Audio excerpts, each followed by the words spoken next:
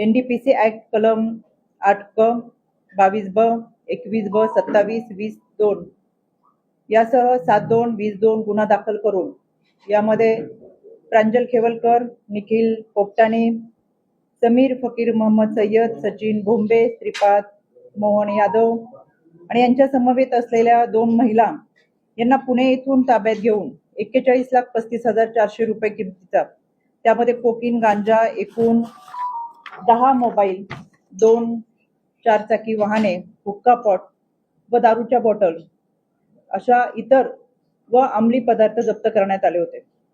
यामध्ये प्रांजल खेवलकर यांच्या इंद्रप्रस्थ सोसायटी हडपसर पुणे येथील घरातून जो मोबाईल जप्त केला होता त्यामध्ये सायबर तज्ञ यांच्या माहितीने तांत्रिक विश्लेषण करून तपासणी केली असता या मोबाईल मधील हिडन फोल्डर मध्ये महिलांसोबत असलेले चॅटचे स्क्रीनशॉट, पार्टीचे फोटो, व्हिडिओ तसेच महिलांचे नग्न व अर्धनग्न फोटो व काही अशोभनीय कृत्यांचे व्हिडिओ हाती लागले।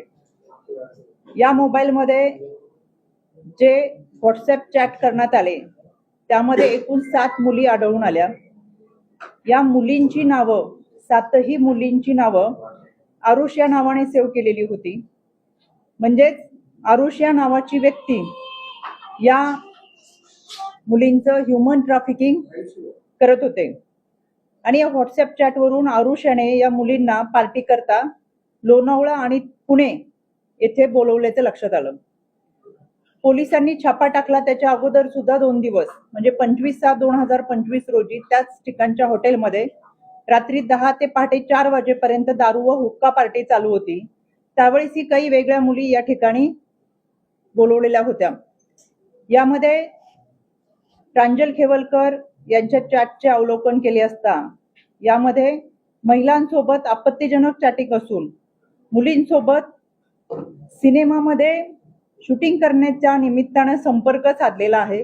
या मुलींना पिक्चरमध्ये काम देतो, सिनेमामध्ये काम देतो, शूटिंग करायची संधी देतो असं सांगून बोलवल्याचं, तसंच त्यांचा वापर करून घेतल्यानंतर त्यांचे खर्चाचे सुद्धा पैसे दिले नसल्याचे आणि त्यामुळे या मुलींनी वारंवार पैशाची मागणी केलेली यामध्ये दिसून येते। रोकठोक महाराष्ट्राला सबस्क्राइब करा आणि बेल आयकॉनवर क्लिक करायला विसरू नका।